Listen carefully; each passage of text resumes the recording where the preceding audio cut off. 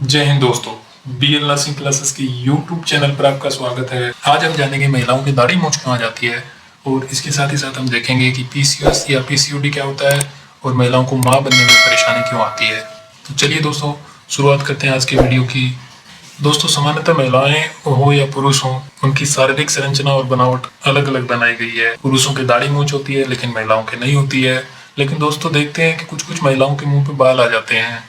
ऐसे लगता है कि उनकी दाढ़ी आ गई है। तो ऐसा क्यों होता है? जब इस पर बात की जाती है तो कुछ लोग हंसी मजाक में टाल देते हैं, कुछ लोग भगवान की देन कहकर टाल देते हैं और कुछ शर्म संकोच के मारे इस पे बात ही नहीं करना चाहते। लेकिन आज हम आपको बताएंगे ऐसा क्यों होता है और ऐसा होने के पीछे कौन से कारण जिम्मेवार है। तो चलिए समझते हैं किस कारण से महिलाओं की दाढ़ी मूंछ आती है, पीसीओएस या पीसीओडी क्या होता है और महिलाओं को मां बनने में परेशानी क्यों आती है। दोस्तों, ये तीनों ही कारण एक दूसरे से कोरिलेट करते हैं, यानी कि एक दूसरे से संबंधित हैं। तो चलिए जानते हैं पीसीओडी क्या होता है। पीसीओडी यानी कि पॉलीसिस्टिक ओवरी डिसऑर्डर व पीसीओएस की फुल फॉर्म होती है पॉलीसिस्टिक ओवरी सिंड्रोम। पीसीओएस या पीसीओडी दोनों ही महिलाओं में होने वाली एक आम समस्या है। पीसीओएस एंडोक्राइन सिस्टम की खराबी व मेटाबॉलिक डिसऑर्डर के कारण होता है, जबकि पीसीओडी हार्मोन जब इम्बैलेंस हो जाता है तब होता है। इनसे होने वाली हार्मोनल अनियमितताओं से महिलाओं को गर्भ धारण करने में परेशानी आती है, क्योंकि जब सही प्रकार से हार्मोन का सीक्रेशन नहीं होगा, सही प्रकार से हार्मोन का स्त्रावण नहीं होगा, तो सही प्रकार से एग नहीं बन पाएंगे। उसकी वजह से उनको मां बनने में परेशानी होती है। क्योंकि गर्भ धारण करने के लिए हार्मोन का बैलेंस बना रहना बहुत जरूरी है, क्योंकि बैलेंस्ड हार्मोन ही एग और स्पर्म को मिलाने के लिए एक सुरक्षित वातावरण तैयार करते हैं। अब हम जानते हैं कि ओवेरी की इस चीज में क्या भूमिका है। कंसीव करने के लिए यानी कि गर्भ धारण करने के लिए महिला के शरीर में ओवेरी की बहुत ही अधिक महत्वपूर्ण भूमिका होती है। महिलाओं में 2 ओवेरीज पाई जाती है। इनका आकार बादाम के जैसा होता है। जैसा कि आप चित्र में देख पा रहे हैं, ये ओवेरीज है और ये ओवरी है। ये दोनों फेलोपियन ट्यूब से जुड़ी होती है और गर्भाशय के दोनों तरफ होती है। ओवरी प्रत्येक महीने एक के बाद एक अंडे को रिलीज करती है। ओवरी फीमेल हार्मोन्स एजेस्ट्रोन और प्रोजेस्ट्रोन का भी सिक्रेशन करती है और यही हार्मोन महिलाओं में अंडे बनाने की प्रक्रिया यानी कि ओवुलेशन में हेल्प करती है। दोस्तों, ओवरीज फीमेल हार्मोन बनाने के साथ साथ बहुत ही कम मात्रा में मेल हार्मोन यानी कि एंड्रोजन, जिसे टेस्टोस्टेरोन भी कहा जाता है, इसका भी सिक्रेशन करती है। यानी ओवरेज से मेल हार्मोन का स्त्रावण भी होता है। पीसीओडी में आमतौर पर ओवरीज का साइज बढ़ जाता है। जब साइज बढ़ जाता है तो वो अधिक मात्रा में एंड्रोजन यानी कि मेल हार्मोन का सिक्रेशन करती है, जो महिला की प्रजनन क्षमता को प्रभावित करता है। पीसीओडी होने पर ओवरीज अपरिपक्व एग को रिलीज करने लगती है और अंत में वही एग सिस्ट में बदल जाते हैं। जब पीसीओएस हो जाता है किसी को, यानी कि पॉलीसिस्टिक ओवरी सिंड्रोम हो जाता है, तो ओवरी सामान्य से अधिक एंड्रोजन बनाती है और यही एंड्रोजन अंडे के विकास और उसकी रिलीज में बाधा डालता है। इस कारण कुछ अंडे ओवरी यानी कि अंडाशय में छोटी छोटी सिस्ट या गांठ का रूप ले लेते हैं। ये सिस्ट छोटी छोटी थैलीनुमाई संरचनाएं होती है जिनमें लिक्विड भरा रहता है।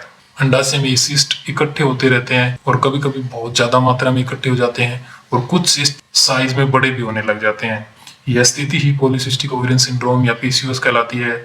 इस समस्या के कारण महिलाएं शारीरिक और मानसिक दोनों रूप से परेशान होने लगती है। अब हम जानेंगे कि पीसीओएस या पीसीओडी की समस्या होती ही क्यों है। इसके लिए जो जिम्मेदार घटक है वो है तनाव, अनियमित जीवन शैली, देर रात तक जागना और दिन में देर से उठना, धूम्रपान करना, शराब का सेवन करना, वंशानुगत या हेरिडिटी प्रॉब्लम भी किसी को है तो उनको भी पीसीओएस या पीसीओडी हो सकता है। पीसीओएस या पीसीओडी हो गया है, यह किन लक्षणों के आधार पर पता लगाया जा सकता है।